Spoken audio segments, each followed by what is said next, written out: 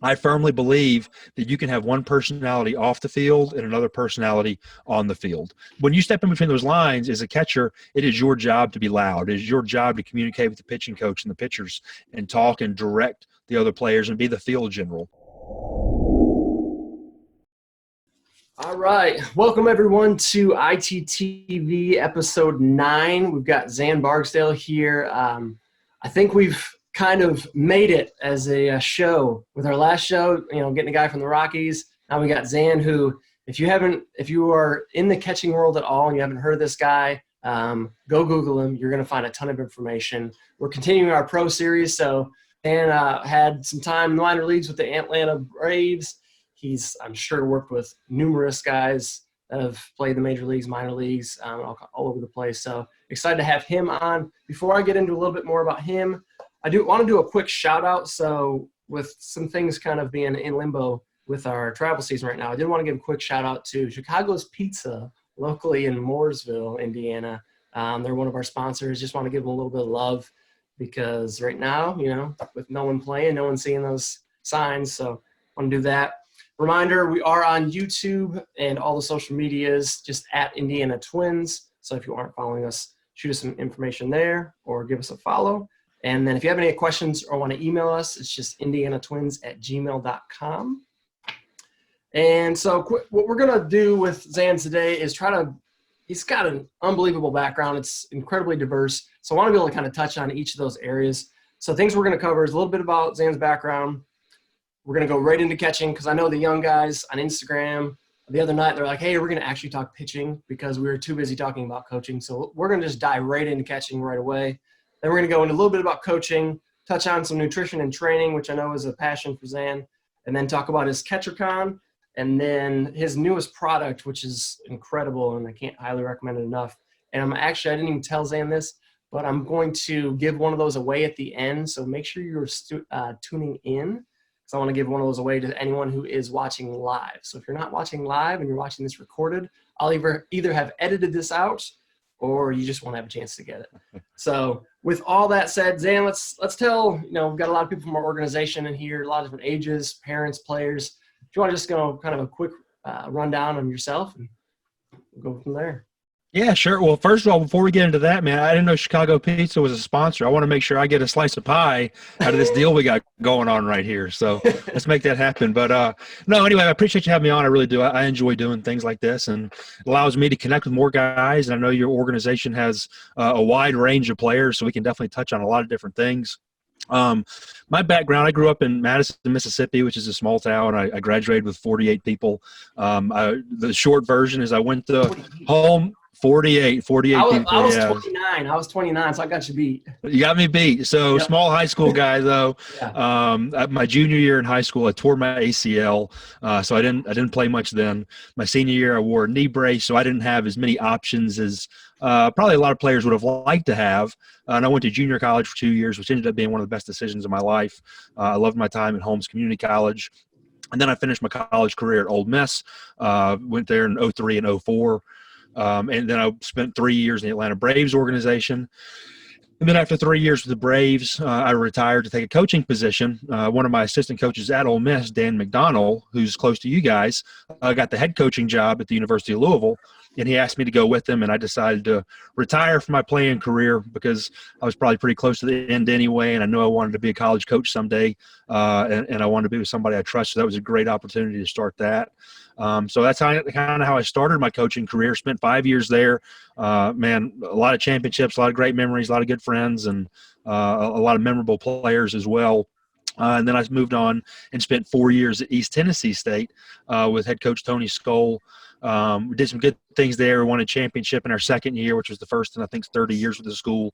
And then after 4 years there, along the way, I had kind of started doing, I guess, this internet stuff that we've talked about, whether it be on Twitter and writing books and DVDs and those sort of things. So after 4 years at ETSU, I kind of decided to pursue that full time. But I knew I wanted to get back on the field I didn't know it was going to happen as quickly as it did, but that following summer, I started working with USA Baseball, and I've been with them ever since, where I spend the summers with guys that are anywhere between the ages of 14, and last year I was with the college guys. So that's kind of what I do, but I also I try to put out information, and I have a catching conference that we can maybe talk about a little bit later. But that's the short version. That's kind of how I got from growing up in Mississippi to where I am now.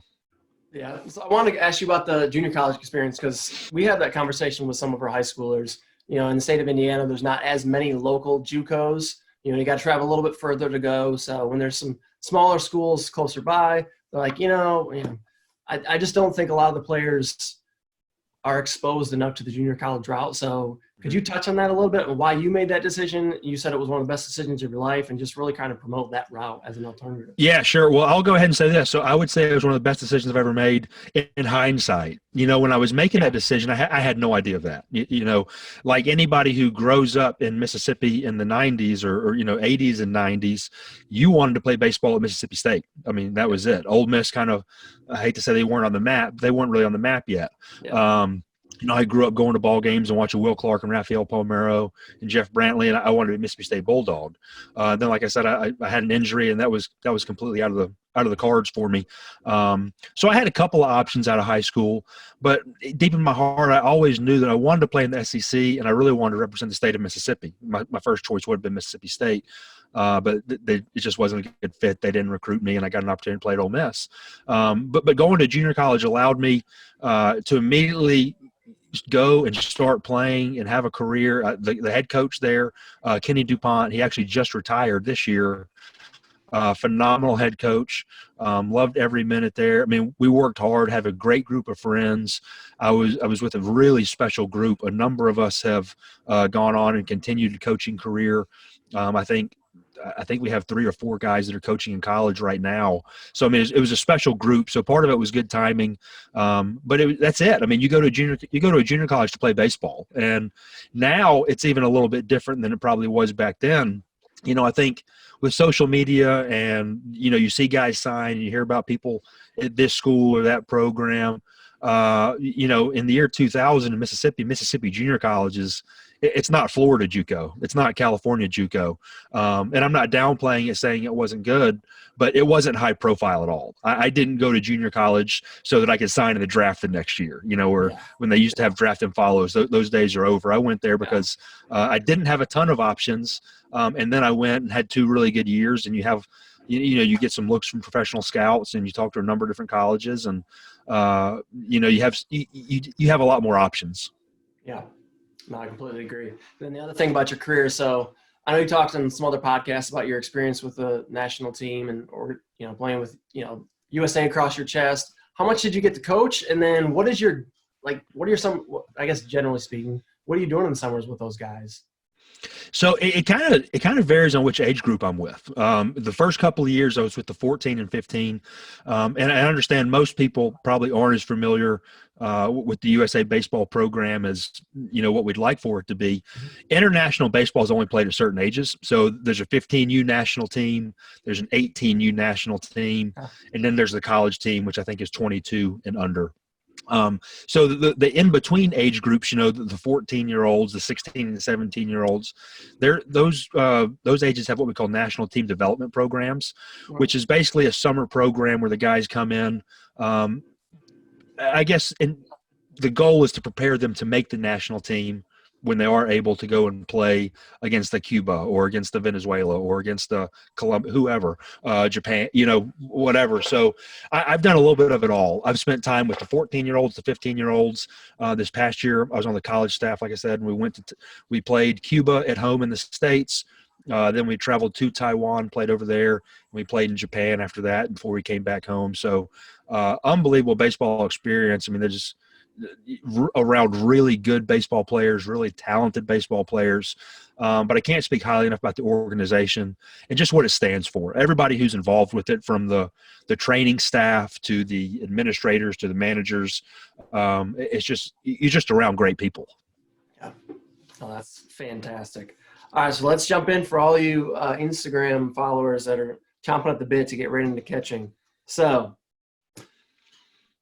Let's touch, because I was listening, like I said, another one of your podcasts, and you had talked about kind of 3 areas with catching that are really important. So there's receiving, blocking, and throwing, which I think was the actual order that you put it in. Although throwing gets the most exposed, like everyone kind of thinks throwing is the most important. You got to throw hard, pop time, and all that. So I do want to touch on it. But let's talk about kind of each area. So we'll start with receiving. What's one of the biggest areas that you see guys when it comes to receiving just kind of leaving out of their arsenal? They don't practice enough, or it's just kind of some low-hanging fruit that they can work on with regard to receiving. Receiving it's an interesting topic. It's a very interesting topic, actually. And I say that because things are changing so much in a very short period of time. For the longest time, everybody, just like you mentioned, would say that receiving is the most important skill. But if you go to any showcase, you go to a game, you talk to any scout or recruiter, what's the one stat or metric that they're going to know? They're going to know the catcher's pop time. So in reality, you may talk the talk and say receiving is what's important, but at the end of the day, catchers were getting evaluated and recruited based on how well they threw. Yeah. Well, in the very recent past, now with the technology like Hawkeye that's used in the big leagues and TrackMan, where we can get some real statistical analysis and associate catchers' ability to receive. So if I'm a catcher and you're a catcher and we're in the big leagues, we can look at the Hawkeye numbers and determine who gets more strikes at the bottom part of the zone, who's better on away to a righty, away from a lefty, the top of the zone, all the different how baseball is. There's a million different statistics and analytics. Yeah. They can measure these guys in a million different ways, and it's really crazy. And so a couple of things that have really jumped out over the past couple of years are some of the things that were taught, when we were growing up, and even when I was younger in my coaching career. They're kind of taboo now. They're kind of pushed aside. You used to hear, catch the ball, stick it, don't move it. Where now, people who are manipulating the ball are the ones that are having success. So the best example of that was Tyler Flowers, and I forget which year it was. It was probably 2016 or 17, 3 or 4 years ago. He was the best catcher in the big leagues statistically at getting strikes for his pitcher. But any catching guy who would watch him, man, it just looked really bad, because anybody that has so much movement with their mitt and the ball's going everywhere and taking you all over the place, it was kind of hard to watch. But then you look at the numbers and you scratch your head thinking, man, how is this guy the best in the big leagues? So it kind of has flipped the catching world upside down a little bit, and caused us to start diving in a little bit deeper, start trying new things. One of the old trends that's resurfaced as you notice, is guys, on one knee stances, possibly even 2 knee stances at some point, where guys are really trying to optimize the bottom of the strike zone. And receiving is definitely becoming a priority because we're able to analyze it with real numbers and do it unemotionally. Yeah. No, I mean, and we're going to get to this question later, but I know when I was coaching and not having any coaching background other than just watching the guys that I threw to as a pitcher, I think it was some of your drills that'd be hard to, I'd have to look back, but that would have been 7-8 years ago that I was watching some YouTube videos, and I know your videos were on there, so it probably was, but I mean, just some simple receiving drills. What would you, especially now with guys being home, whether it's with a couple baseballs or whatever kind of, equipment they have, what's something they could do at home for receiving? And there are a number of things, and I do have a lot of videos on the YouTube channel. And I wanted to clarify, while I think the trend, especially at the big league level, is moving to where guys are manipulating the ball more, and we have more glove movement, and guys are getting in different stances, trying to optimize the strike zone. At the younger levels, I still think that we need to master the basics first. I don't think we need to, take step 3 before we take step 1. So all the information that's out there is, how to get into a proper stance. It doesn't mean that's irrelevant now. I think that's where some people are completely skipping over that. And they think, oh, that's outdated. We can't do that anymore. It's not outdated. It's just step 1. We're moving along the progression. Yeah. So, we got to continue to do those drills. One thing that you said catchers can work on at home, and I'm a big proponent of, which kind of blends 2 interests of mine. I'm a huge believer in catchers becoming more athletic and improving their body. And one thing we see, especially with younger guys, is they have really poor hip mobility and stability and really poor ankle mobility and stability. I know there's a lot of times when I go to a camp with a lot of players, you can sometimes just look at a guy getting his stance and be like, that guy doesn't move well. You can just tell, that this guy has poor movement patterns. He's not going to be able to move around back there. He's not going to be able to get into the positions. They're going to, in turn, let him have success. So an easy one the guys at home can do right now, especially with all this downtime, is start working on hip mobility and ankle mobility. And the good part is it's not like strength training where you don't, or long toss, you don't have to spend an hour a day on it. You can go through a routine that's between 5 and 10 minutes in the morning as soon as you wake up, or maybe you do it in the later day, whenever you choose. But every day, go through your routine. And again, for the guys that aren't used to doing it, you'll be surprised how quickly you'll notice results. Yeah. No, the smoothest guys you see back there are the ones with the best mobility and stability too. So that just makes total sense. All right, let's talk about blocking. I was seeing recently in the catching world, again, it's not my forte necessarily, but some people started kind of knocking on some of the old school, maybe not necessarily the blocking drill itself, but the way it's implemented, that people are doing blocking drills where they're up, down, up, down, up, down, up, down, 100 times in a practice. I think that's probably to an extreme, but let's talk some low-hanging fruit for guys to work on with blocking. Well, I'm glad you mentioned that, and that's one of the things that's funny that you do, because I've gotten 3 emails about that within the past couple of days, and it's made me want to film a video or write a blog or something. But how we have the opportunity to talk about it here, especially the younger guys. And when I say younger, I don't want guys to take offense. I'm talking about high school and lower. That's just kind of when I say younger, I'm including. So even if you're a junior in high school, don't think I'm speaking badly of you. I just talk about guys that are in high school, younger or lower, or younger guys. The question I got a lot, and I continue to get it frequently, is, my catcher blocks really good in practice, but it's just not translating to the game. What's happening? And it's usually there's not enough reaction time built into the practice. And what I mean by that is, hey, if I'm a coach and I have a catcher over here, if I say, hey, here's the first drill, we're throwing 10 balls in the dirt, you're going to block 10 in a row, go. And the catcher blocks 10 in a row, it has no problem. And then I say, hey, okay, we're going to block 10 to your glove side. And I throw 10 over there, they go. And then 10 to the arm side. That's kind of how most guys practice blocking, especially at lower levels. And there's no reaction built into it. As the catcher, every single time, okay, I'm going to have to go to my knees and block the ball. And I even know where the coach is trying to throw it. Yeah, there may be a little bit of difference. Maybe he misses a little bit. But for the most part, I have a pretty good idea where it's going to be. So we don't work on building any reaction skills at all. So I think that's a good drill to start out with. I think that's a foundational type drill where we do need to work on our mechanics. We need to get in a good blocking position. That's not to say it's out the window, but once we get good enough at that, then we can move on again to step 2, which is, okay, let's now make the catcher force a decision. Am I going to block or am I going to receive? And you can do it with the coach throwing or a partner throwing, or you can do it out of a machine setup where half the balls are in the air, half of them are in the dirt, and we have to make him choose. Okay. And then one beyond that would be all the balls you catch. Now you go through your footwork to second base. All the balls you block, you get up and retrieve and throw or go through your footwork at first base. So it's kind of incorporating more game skills into just the basics.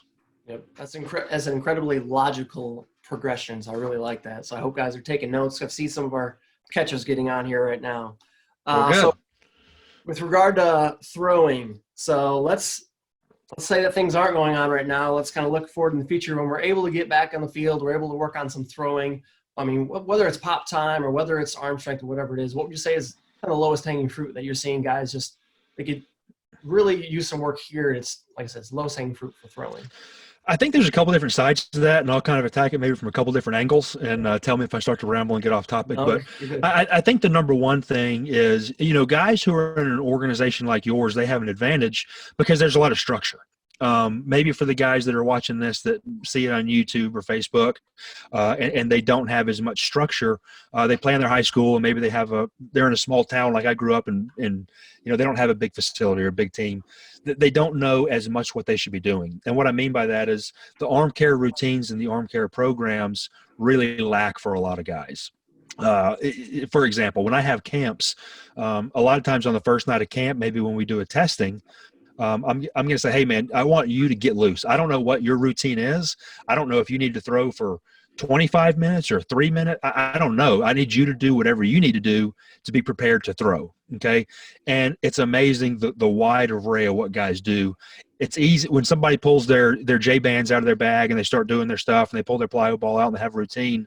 It's like, okay, this guy knows what's going on. And then you see some guys that kind of look around like, holy crap, am I supposed to have band? Like, well, I don't know what to do.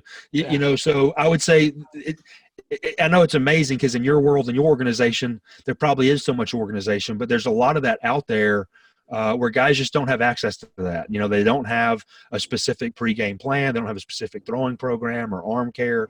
So that's where I would start off with is let's develop a routine, and there's so many things that you can possibly do, whether it be the bands, the foam roll and the lacrosse ball, the plyo balls, the Theragun, the Mark Pro. There's a lot of options. I'm not saying you have to do all of them, but let's figure out some sort of plan that's going to put you in the best physical shape possible so that you can have a productive throwing session and then you can recover from that throwing session. That would be kind of be the first angle I would attack it with. And then secondly, when it comes to, the actual and specific throwing part of it is I think a lot of guys, I don't think they get enough practice throwing. Okay. We throw and we get our long toss in, and infield, outfield catchers may make a couple throws to second base. But I'm a big believer in if you want to become a better thrower, you have to throw. You have to practice it. You have to get with a brother in the backyard. You have to get with a teammate in the parking lot. And I know right now it's tough because of coronavirus and it feels like the country's shut down. But for these guys that are wanting to play as soon as baseball gets cranked back up, they need to throw. You need to be in shape. And I hope guys are being or will be smart about, what they're doing now and how long it takes them to get ready, because this is a period where it's kind of transitioned into what would normally be the season. Now it's kind of a spring training period. And I hope that as soon as spring training's over, we don't just jump into playing 70 games in the summer or fall or whenever it is, and our arms are deconditioned. So I would encourage guys to throw as much as possible. To an extent, to a degree, you don't need a long toss 6 days a week, but challenge yourself, because right now you're probably throwing less than you have before.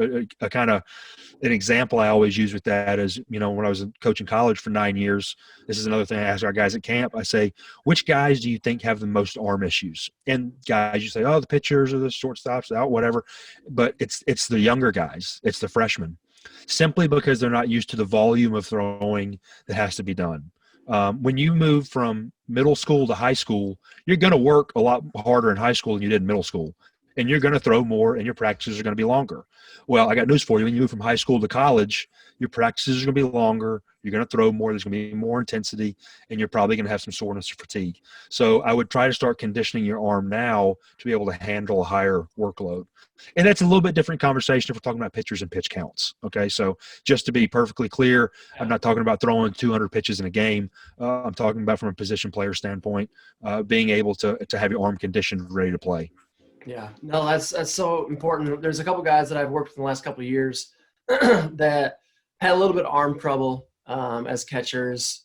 And I just kind of had a conversation with them and said, let's call a spade a spade. You throw more than anybody else on the field. And to your point about kind of working up that arm progression and having those bullets, that you're wasting a lot more or you're using a lot more than other guys. It's a big step up. But I had them track, and in any given day, whether practice or game, 150 throws of any kind is nothing for catchers. Mm-hmm. So like you said, it is a big leap. And would you agree that, and you'd already kind of alluded to a little bit, but tailoring back your long toss to maybe not going all out as hard as you can, as far as you possibly can for 10 throws, maybe saving those bullets because you're going to have another 120 in a game plus your bullpen session. So kind of tailoring back off of the long toss a little bit and then using those in other areas? Yeah, the best way I put it is I think for the program to really work, it has to be individualized. At the end of the day, it's got to be individualized, So my program is probably going to be different than your program. For example, I like to long toss on game days. that was what made me feel good. Before a game, I wanted to stretch it out. I was going to feel confident, man. I'm launching the ball today. I feel good. I got arm feels alive. If I was going to have dead arm, I wanted it to be the day we weren't playing. But there's other guys that are completely different. Some catchers, they don't want to go down with the starting pitcher and warm him up because the starting pitcher is going to want a long toss and he doesn't want to throw that far. So you have the bullpen guy go and do it. And I don't care as long as you know how your body works and you know how you feel and you know what's going to work for you and what's going to make you feel like $1 million that day. But we do have to be smart, and there's catchers are going to throw a lot more. At some of the younger levels, I follow a lot of groups on Facebook, whether it be baseball moms or baseball dads or travel baseball or this and that. And one of the sayings you hear a lot is, whatever a pitcher's pitch count is, a catcher has the same pitch count plus some. I think that's a little bit off because, lobbing the ball back to the pitcher, it's what I call a non-competitive throw. Right. But it does take more wear and tear, especially when you're throwing from your knees and you're hot and sweaty and you've caught a doubleheader. So we have to be smart. Like I said, it's a balance where you have to, you have to come up with a smart game plan. So I think in general for most guys, I say 3 times a week is a good idea to long toss. But again, there's a lot of variables in that. Do you long toss for 15 minutes or do you long toss for 6 throws and then dial it back? Yep. No, that's perfect segue with tailoring it to the individual to get into coaching. So I know there's a handful of things and areas you can go. So I want to start with that, getting to know your catcher. So I know when I had our catchers, you raised a perfect example or brought up a perfect example of if a guy doesn't want to go throw a long toss, because we'd have guys that, are throwing low 90s that can go corner to corner in the diamond. They want to stretch it out. You've got a catcher who can't throw it faster than 75 miles per hour. He might be a great catcher otherwise, but he just can't throw it that far. And so I would know, hey, I need to send 2 guys out there, or I need to maybe give him a break, or maybe I need to go out there with someone else and I just bite the bullet and I throw as far as I can and move up closer if I need to or something, or even in the bullpen switch things. What would you say to a coach that maybe is below average with how they handle their catchers and getting to know them? What's something they can start to do right away to get to know their catchers better? That's a great question, and it's honestly one of my favorite things I like to talk about.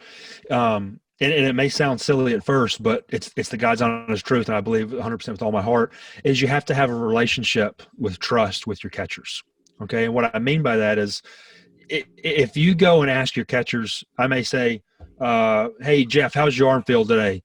And if he doesn't trust me, he thinks, oh, man, I better tell Coach my arm feels great, or he's going to go tell Coach Mack that I'm sore and now I'm not going to play this weekend. And, guys they'll start lying to you, but if you have a true relationship with them and they're like, oh man, I'm kind of sore today, okay, great. I was planning on throwing. That was what practice plan has written down. But if you're sore, today's not the day to do it. We can push that back until tomorrow. Yeah. So a couple of things I would recommend to help build that relationship.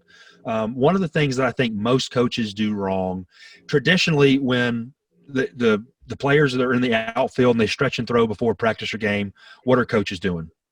Hanging out in the dugout. Yep.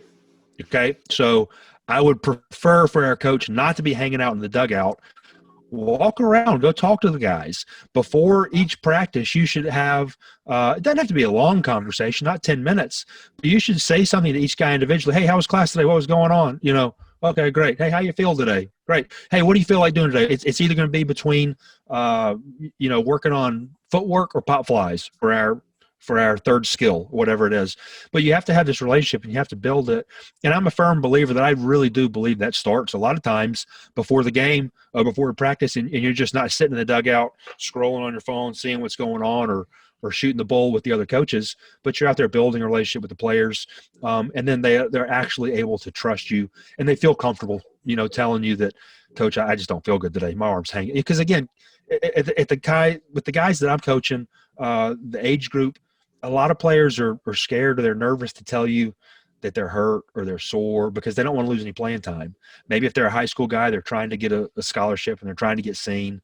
Or if they're a college guy, they're trying to get seen by scouts. They don't want to sit on the bench a game. And I understand that that's human nature. But you have to have an open relationship so you can at least go tell the trainer, like, hey, man, Jeff's arm's killing him today. Has he been coming to training? No, I haven't seen Jeff. Oh, well, I got to get on him. I got to tell him to come see you. And I think just having a relationship where you trust each other, and you can't be mad at the guy. I mean, you want him to tell you the truth. But that's where it starts. I really do believe that. And while it may sound like a cop-out of an answer because it's not necessarily a tangible thing, you've got to have a relationship with you guys, and they have to be able to tell you what's going on and how they feel. Oh, yeah. I mean, that's the conversation I had with our instructors, our other coaches, of working with your pitchers. But that's a fair point. I need to be having that conversation with our catchers, too, and the guys in charge of the catchers, that if you don't have a relationship – because it's the exact same thing with pitchers – because they want to just go in there and compete. If they're a guy that you want on your team, they're going to be a competitor, and they're going to want to go in there and compete regardless of how they feel. They're going to want to get the job done, and they're not going to communicate it if you don't have that relationship built. So that's not a cop-out at all. I think it's advice that needs to be repeated. It needs to be heard by coaches, and they need to move forward with that. So I thought of something because we didn't touch on it too much within the catchers, but from a coaching standpoint, let's say I've got – a catcher who's usually my guy, so we're going to get more specific. He's usually my guy, but he can't hit worth a lick right now, and he's kind of got a thumb issue. His ankle's been bothering him. Like, I just need to get him out of the game. I probably need to give him a week off or something like that, but I've got 5 more games. And I've got a guy that's and maybe I do have a little bit of time. I've got my second-string guy who's going to be able to hit a little bit better, but, man, his footwork just seems so slow. What's something as a coach who might not know much about catching, who can obviously see, gosh, he just is slow. What's something he could do for that guy to just get him to work on his footwork? Or is it maybe just, we don't focus on that right now?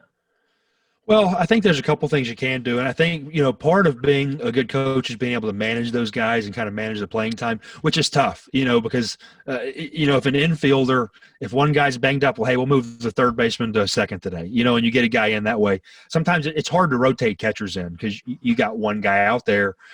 So if a guy's banged up and he needs a day off and your backup guy is, I don't want to say significantly worse, but there's just a difference, whether it be, from an offensive versus defensive standpoint, or they're just different players, different physicalities.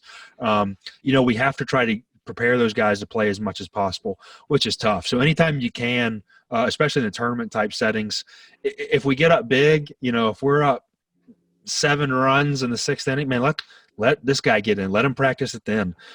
Get guys that need to practice their footwork. There are a lot of things you can do. Some guys and some organizations are either high negative or highly positive or highly negative on like agility ladders. I think there's a place for them. Again, when you incorporate a reaction element, again, you see a lot of videos of guys online whether it be a football wide receiver usually, and they're doing it on the beach and they're doing the sand and they're like, freakishly fast. Yeah. I'm not always sure exactly how much that translates. But one of the drills that I like doing is you have a guy start doing a particular type of footwork. You flip him a ball. As soon as he catches it, he moves into a second type of footwork. So you're causing a guy to react. Okay. We're actually working on agility, not just how fast can I get from the front of the ladder to the back. So we do some things like that.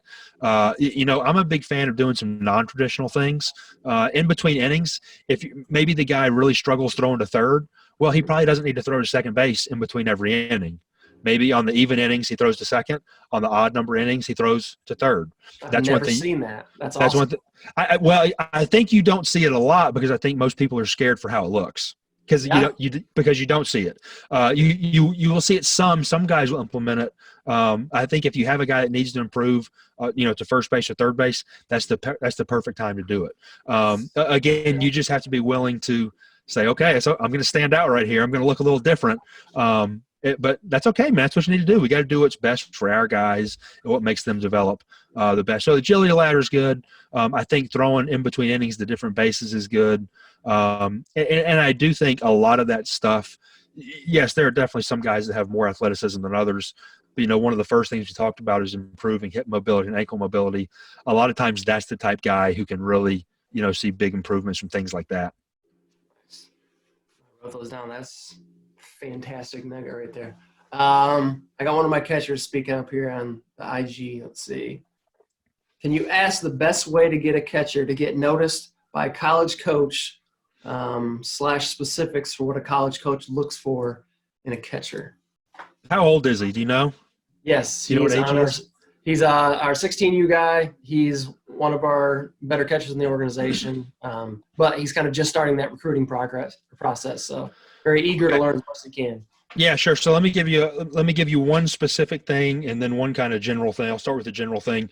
And I actually put this on my YouTube channel probably about 2 weeks ago. As a college coach, you receive hundreds of recruiting emails. I mean, you receive recruiting emails all the time. You have to do something that sticks out. Okay. So if and this is probably something that you guys have preached too, if that kid's parents are emailing me and say, hey, little Johnny wants to come to your school and play for you, why isn't little Johnny emailing me? I want to hear from him. Okay. So I would encourage the player to actually reach out to, and I'll get to more catching specific stuff. This is kind of just recruiting in general. I would encourage the player to reach out. Another thing that I suggested to guys that I'd be willing to bet that probably almost nobody in your organization has done, but pick out their 5 or 10 top schools and record a video. Everybody can pull out their iPhone. I love this. If you're not listening right now, listen. I'm going to note this because I saw this on this is fantastic. Go ahead. Okay, so what I would encourage guys to do is film a video. So I would pull out your iPhone. It doesn't have to be professional lighting. I would say, hey, Coach Lemonis, my name is Xan Barksdale. I'm a 2022 junior right-handed catcher from Madison, Mississippi. I just wanted to, send you a video and let you know how interested I am in Mississippi State. My parents both went to Mississippi State. I've always wanted to grow up and be a Bulldog. I'd love for you to come watch me play, or I'll even attend one of your camps. I'll attach my schedule in the email below, but just wanted to let you put a face with a name, and I hope to hear from you soon. Anything like that that's personalized, holy cow, that goes a long way. As a recruiting coach, I've received more emails that has the wrong name on it, like, hey, Coach Smith. Who's Coach Smith? Like, this kid's not serious. Okay. So that would be one of the first things. And like I said, I did go into a little bit more detail in the YouTube video that you mentioned a minute ago, but be personalized, reached out to guys. You're not going to make that video for 300 schools, but you're going to make it for your top 5 or 10. Go to their camps, ask them when their camp is. I know a lot of people have different feelings about camps. They feel like they're money grabs. But if you're genuinely interested, if my dream school is going to, the University of Kentucky is right down the road from me. So if Kentucky is my dream school, I need to make every effort I can to get in touch with those guys. Okay. And then secondly, catcher specific. If you do go to a camp, speak to them in person, show up and be loud, be prepared. One thing that most catching coaches really like, okay, and it's not required, but it's something we all like. We like catchers who are extroverted on the field, who are loud, who communicate well, who scream, who seem to be proactive. Okay, so if you and I both throw a 202 pop time and we both run a 7.2 60 and we look pretty similar hitting, maybe one of us is a little better, it's going to be hard to pick, okay? But if one guy immediately gets to the field, whether it be at a camp or it be at a tournament in the summer where you guys are going and playing on the University of Louisville's field, and you get there and you immediately start directing guys around, you have energy, you have hop in your step, you're picking up buckets, you're moving screens. I promise you, coaches notice things like that. That's the type of guy that you want on your team, because especially for a catcher, we want guys who are loud and extroverted. Now, I always like to say that too. It doesn't mean that if you're an introvert, you can't be a good catcher. I firmly believe that you can have one personality off the field and another personality on the field. So maybe you like to read and play video games at home and you're shy around the girls, and hey man, there's nothing wrong with that. Yeah. But when you step in between those lines as a catcher, it is your job to be loud. It is your job to communicate with the pitching coach and the pitchers and talk and direct the other players and be the field general. So that's one thing that can easily help you stand out. There's not necessarily a physical skill. And I believe that anybody can get better. That anybody can, that's a learned skill. You're not born being loud or not being loud. Right. Now that is fantastic. I hope, Charlie, you were taking notes. Charlie, do it. Yes. Real quick, because I saw this question a couple times. 14U level, I think we've already touched on this, but if you had to kind of wrap it up real quick, 14-year-old to improve their pop time. So there's a couple things. I would say this first of all. The pop time is a combination of different things. In short, it's going to be what level is our velocity, what's our arm strength, and then how quickly do we get rid of the ball. There's always a sliding scale. Okay, so if you watch a guy like Gary Sanchez who throws the ball 90 miles an hour down to second base, it takes him longer to get rid of it. Okay, or you have a guy like even Yachty, he has as good of his arm as he has. He's really quick. He doesn't have the strongest arm per se, velocity wise, in the big leagues. So there's going to be a sliding scale. Some guys are going to have better arm strength. Some guys are going to have better footwork. Where I think most guys, especially in that 14-year-old range, can get better is they can improve their footwork and become more efficient. When you're 14, you're still growing. You're going to gain arm strength, but you're probably not going to go from 70 miles an hour to 85 miles an hour over the course of a summer. Okay. It's unrealistic. Now you may get there over the next 2, 3, 4 years as you continue to develop and mature and physically fill out. But when you're younger, a lot of times the most immediate impacts can be on how quickly you get rid of the ball. So if you try to get rid of it a little bit more quickly, yeah, you might have a little bit less on it velocity-wise, but don't let that scare you away. At the end of the day, what catches coaches' eyes is throwing runners out. You know, that's one thing I've talked about a lot before too, is when scouts and recruiters, they look at catchers, sometimes they look at the pop time, and that's how they evaluate guys.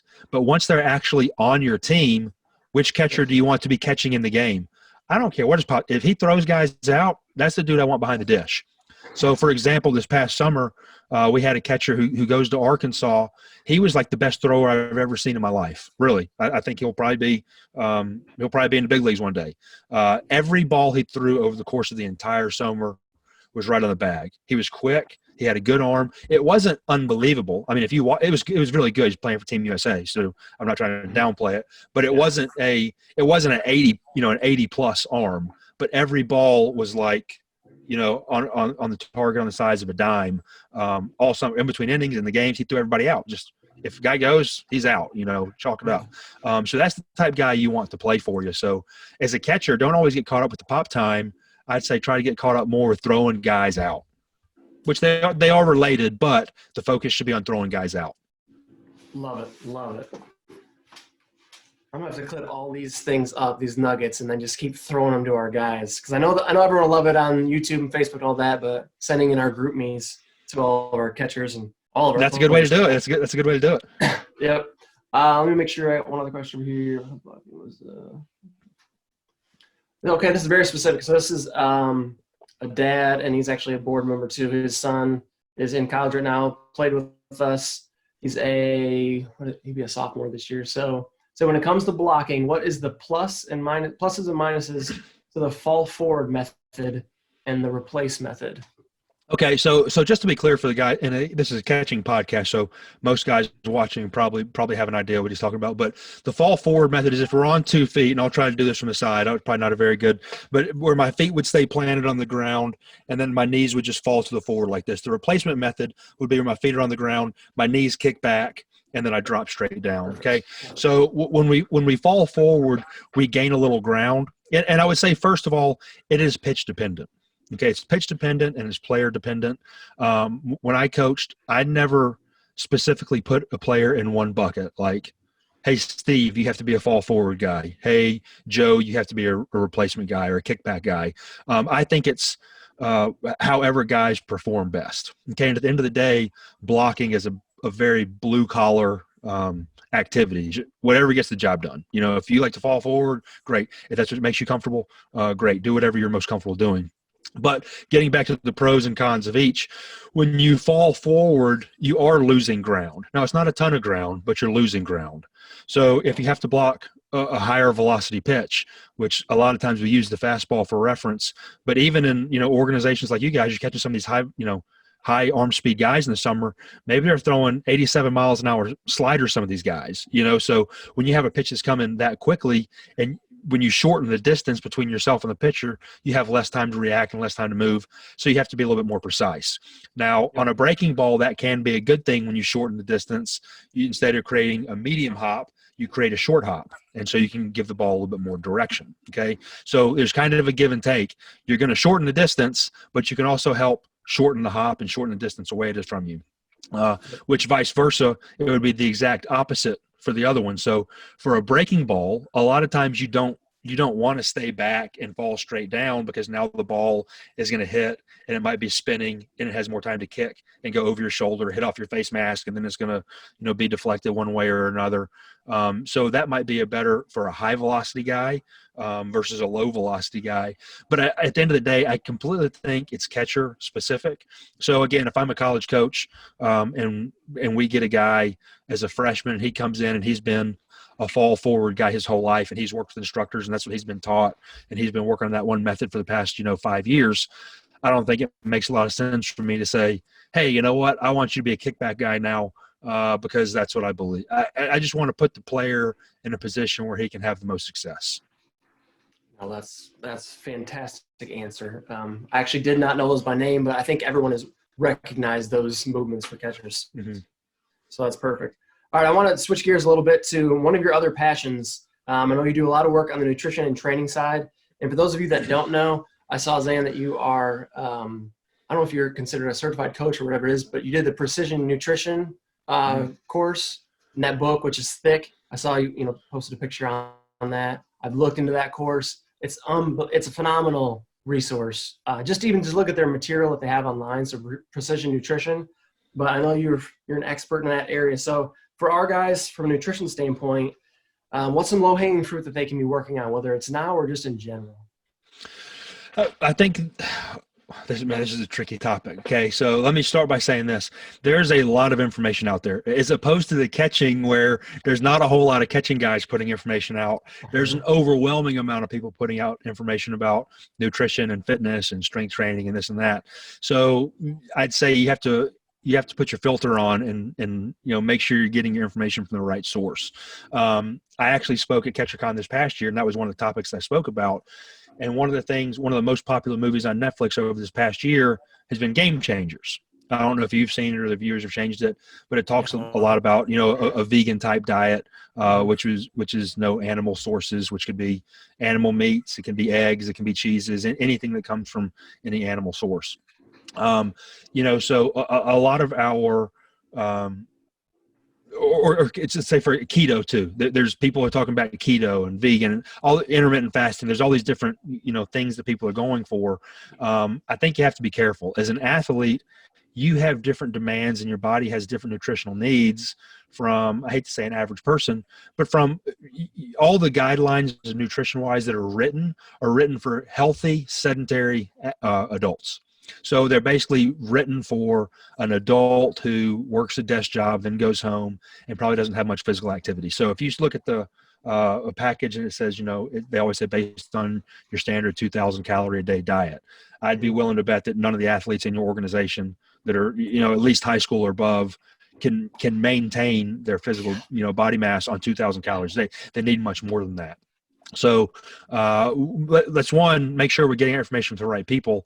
But two, I think a lot of people demonize, carbohydrates. They think, oh, I'm gonna go low carb, or I'm gonna go keto and this and that. And it's kind of taken hold in the diet industry. But you see a lot of athletes that aren't taking in near as many carbohydrates as they need. And just for the people who are, watching and maybe don't have as much background on that, protein is going to be the building block of muscle. That's going to be the anabolic. It's the amino acids that make up all of our muscles and all of our bodies. So when we're trying to build muscle, you have to have enough protein. What carbohydrates do is carbohydrates are an energy source. So we burn those for energy during activity. If we eat too many carbohydrates, we can store them as body fat to use for energy for later. Fat's kind of used the same way. Fat is also an energy source. It's just stored a little bit easier. But a lot of athletes don't understand how many carbohydrates they need, and they don't understand, the timing of it. And I would say the timing is probably less important. You don't, oh my gosh, if I don't have a banana at 3:30 exactly, I'm not going to get a hit tonight. That's not how it works. But we do need to kind of plan around our training schedules, especially with guys who are in big time organizations like you guys do. They're playing games, they're training, they're lifting weights, they're going to school. These guys are busy and their bodies are run down. You must eat to replenish your body and refuel and recover. And I also do some of that stuff too, where I help athletes, try to build muscle, get stronger, whatever you want to call it. And almost all the guys that I work with are guys who need to eat more. Okay, so when I say eat more, it doesn't mean, hey, you got to go to McDonald's twice a day now. It means we got to eat more of the good sources, the whole minimally processed foods like oatmeal, rice, baked potato, sweet potato, steak, turkey, ground beef, chicken, eggs. Even the peanut butters and almond butters have good places, avocados, fruits, vegetables. Most people just don't eat enough. And I would say this before I kind of move on to the next part, and I feel like I'm rambling a little bit, but I think it's important. It's great. Yeah. But most guys have absolutely no idea how much they eat. I talk to guys all the time, say, Coach, I'm trying to gain weight. I'm trying everything. Oh, well, what are you eating? Oh, I'm eating 6,000 calories a day. Okay, well, every time you eat, take a picture of it and send it to me, and I'll get a picture of their plate, and it's like, that's what you eat? That's like half of one of my meals, so guys just don't have a good grasp of what they're eating. And I think part of that is, I don't want to get off topic, but part of it's the education system. I don't think guys are taught nutrition. I think it should be a bigger part of the curriculum. But we need to understand what's in foods, which foods are more calorically dense or less calorically dense. But for most of the guys watching this, you probably need to start eating more. Okay, and again, not more junk food. Doesn't mean go crush M&Ms every night or your chocolate Easter bunny that your little sister didn't eat. It means let's start eating more of the right foods. And again, just make sure you're studying and trying to learn as best you can, and go from there. Yeah, I think an important note to add, because you're absolutely right. Every conversation I've ever had with a player, and a little plug for organization for guys that are in the organization, or a reminder, if you didn't know or did know. You are able to work with me, reach out to me. I've worked with dietitians that I work with at the hospital to kind of put together a plan, because Xan is spot on. The guys are just not eating enough. And they themselves and their parents often don't realize it, because, Mrs. Smith sees her son Johnny eat 3 plates of spaghetti, but forgot or didn't know that Johnny also slept until 11, had a Mountain Dew and a Snickers for breakfast at 2, and also missed 2 meals the day before too. So I've had parents tell me, oh, he just eats everything in the house. Well, to your point, I mean, they're probably just still not eating enough. Yeah. And, I don't think as a high school player or even younger, I don't want to be too strict with guys. I don't want guys to think, oh, I have to eat this at exactly this time. And, their diet's probably not going to be as structured as mine is, because I'm kind of psycho about it, because it's my hobby and I enjoy it. But you got to eat more. I mean, you have to eat. Same thing with my stepson.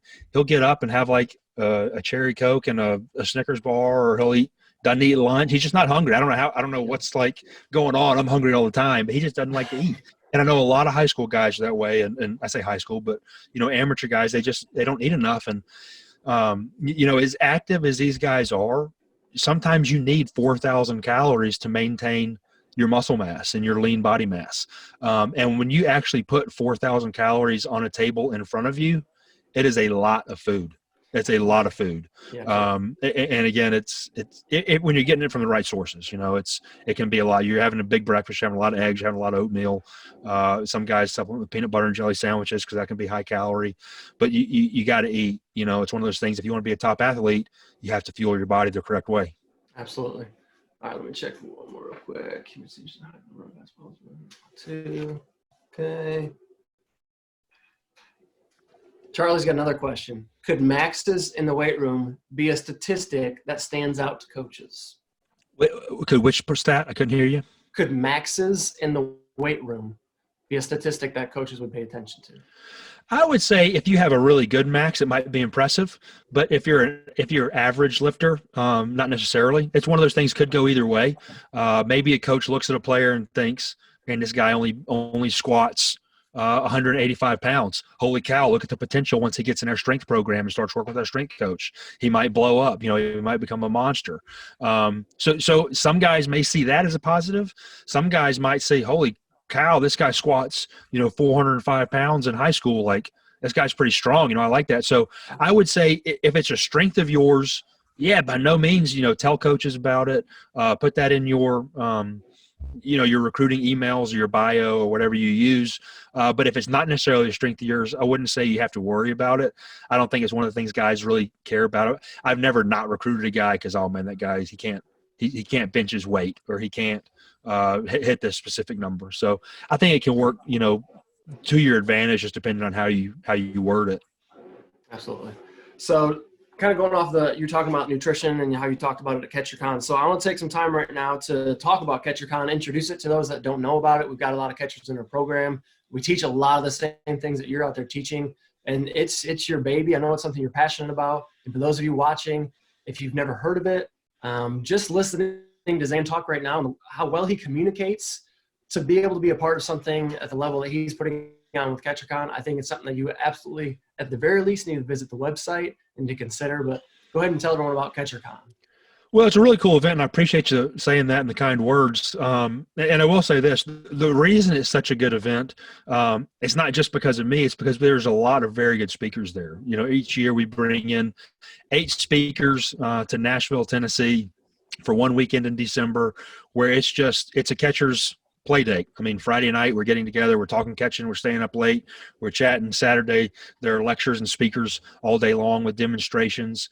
And then Sunday we're gonna have a roundtable discussion, and people have questions who are attending can get to know the speakers. I mean, guys, I don't want to say everybody who's anybody has been there, because there are some up and coming young coaches who I'm impressed with and I think will be there soon. But all the names you've heard of, I mean, have been there. Ryan Sienko with the Dodgers, Craig Driver with the Cubs, who was with the Phillies, Tanner Swanson, who's with the Twins, and now he's with the Yankees.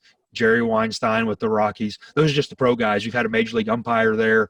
We've had a lot of college coaches there. We've had private instructors there. And I can't mention everybody's name, so I'm leaving people out, but all the guys that you see online teaching things that have good reputations, those are the guys that I try to bring in, the guys that I have a lot of respect for. And I think they're teaching good information, and I think they're innovative too. I think guys are staying on the front lines. You know, I think we kind of opened up this show talking about, you know, catching's changing. You know, it's a lot different than it was 5, 10, 15 years ago. And the guys who are having success are the guys who are willing to adapt and learn and kind of get outside their comfort zone and try different things. So it's a really neat place to go. For somebody like me, it's just a fun weekend to talk catching, but you're going to be around the best catching guys in the world. And the neat thing is, you know, it's not a huge conference. We're not going to have 8,000 people there. It's going to be at max 100 attendees. So it's a very intimate setting where if you have a question and let's say Tom Griffin at Carson Newman is speaking. He speaks every year for me because he does such a great job. If you want to ask Tom something, Tom's going to talk to you. He may sit down with you at breakfast and have a 30-minute chat with you. Now, I can't promise that to everybody, but that's the mentality that these guys have. They're just they're willing to speak, willing to share, and it's just all around good people. So I really have to give a lot of credit to them. That's one of the reasons it's turned out so good, just because we've had really good people involved, some really good instructors, good people as well. But it's a fun weekend. I would encourage anybody to check it out. The website's CatcherCon.com. If you follow me on Twitter or Facebook or anywhere, I post about it pretty regularly, kind of from August until December. But I know y'all have had some guys come down before. So, you know, it's not just my information. I appreciate guys saying that, but it's guys that I have a relationship with. But we have a lot of smart guys that are teaching there. Yep. So the next thing I want to hit on was your journal. I know I saw it at Pitchapalooza, so kind of the CatcherCon equivalent for pitching. I was talking to a guy. I'd actually roomed with him. We never met. He went over to you when you were there. He went and bought your journal. I saw that thing. I'd heard a little bit about it. And then just seen some other videos. I think it's a fantastic journal. And to kind of segue into that, can you touch on, because this is because of you. So I was taking chicken scratch notes on this random pad. I'm like, I've got a journal that I write out my other stuff in. I need to be taking notes during these things, these shows. So can you touch on journaling, taking notes, all that, and then talk about your journal? Absolutely. And I think where it came from is, you know, just to mention, as you can see, I have my bookshelf behind me. There's an entire row up here that has I've always logged my workouts. It has just an entire row of workout journals. Last year I had looked and I had counted, I had 10 different journals that had 100 pages each. So I could look and say, man, I had 1,000. These are my past 1,000 workouts. And I thought that was pretty cool, you know, just to be able to go back. And if you said, hey, Xan, what'd you lift on April 3rd, 2016? Off the top of my head, I have no idea, but I could go find out in about 2 minutes. And I thought, why do more people not give that much attention to their throwing programs and what they're doing? I'm a big believer, there's a lot of different productivity journals out there where, be more productive if you do this, organize your day like this. I just believe that the more awareness that players have about what they're doing, the better off they'll be. And it kind of started just with that in mind. And I thought, what goes into a player's ability to throw? And that could be velocity, longevity, arm health. There's a lot of different factors, from how much sleep did you get the night before, what did you eat, what was your strength training like, and then it talks about, there's an entire page of the just the daily throwing program. What was your warm up like? How did you feel? What's the weather? So it's cold, how much did you throw today? Position specific. Did you throw a bullpen or did you throw it down to second base? What'd you do? So the whole idea behind it is just to get players to write down their information and to start having more awareness. Because I think most players, if you ask them, hey, how many throws did you make yesterday at practice? They'd probably look at you and go, man, I have no idea. I mean, I know it's probably more than 100. It's probably less than 500, but I don't know. So it's just to get guys really to dive in and take accountability. I've always thought guys should have a hitting library. You should have videos of yourself. Hey, when I was hitting really good last fall, I should have some video that I can go back and reflect on and see what I was doing correctly, so that when I hit a slump the second week of the season, I can see, oh man, these things are widely different. I need to go back, and I was doing this drill when I was hitting well. I'm not doing it now. I need to go back to it. I think the same thing throwing wise. If your arm was feeling great last spring, well, let's see what your routine was. How much were you throwing? When were you long tossing? What was your schedule like before the games? And it just gives you something to go back and reflect on. And each journal lasts 3 months, so 4 of them would last you an entire year. But the goal of it is for players to take more accountability of their throwing program. And it's not just throwing, it's everything that's involved with it. Like I said, from the sleep to the nutrition to the prehab to the arm care to the post stuff. Yeah, there's no better time right now to get on something like that, because it costs what, $24.99, isn't it? Yeah. So for less than the price of probably a very average at best lesson, you can get this journal. You've got more than enough time right now to be filling out and learning how to journal if you've never journaled before, and figuring out, kind of decoding what's on there. Do I need to do these things and all that? So if you are watching right now and you want to go and grab that, I will grab it for you if you can send me a direct message, an email, indianatwins@gmail.com or whatever it is, and send us a screenshot that you were on the show, that you're following us, and you're also following Xan on any of his social medias. What is your handles for all social medias, Xan? I'm pretty much Xan Barksdale everywhere. Twitter, I'm really active. It's just Xan Barksdale. Instagram, a little bit less active, at Xan Barksdale. And then Facebook is Xan Barksdale Catching. On YouTube, it's Catching-101. Okay.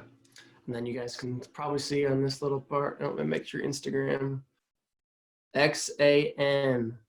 It's right down there.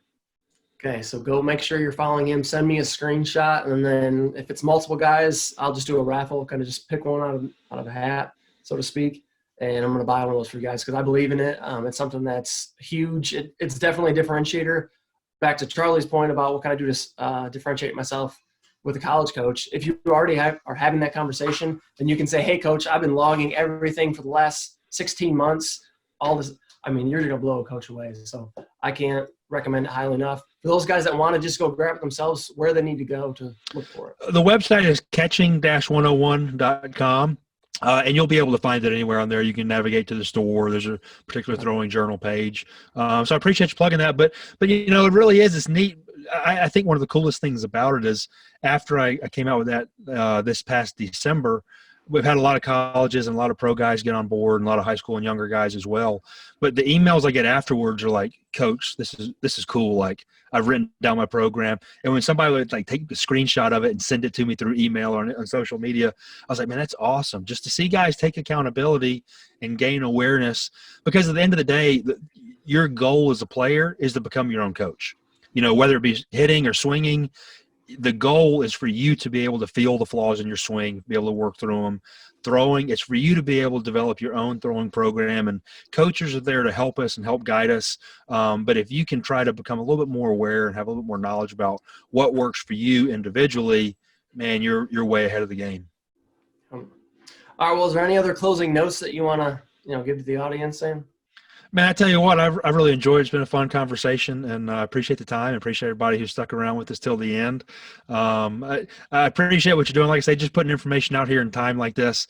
I know everybody's missing baseball, missing being on the field, and this is about the best thing we can do. So I appreciate it and wish you guys the best of luck this spring.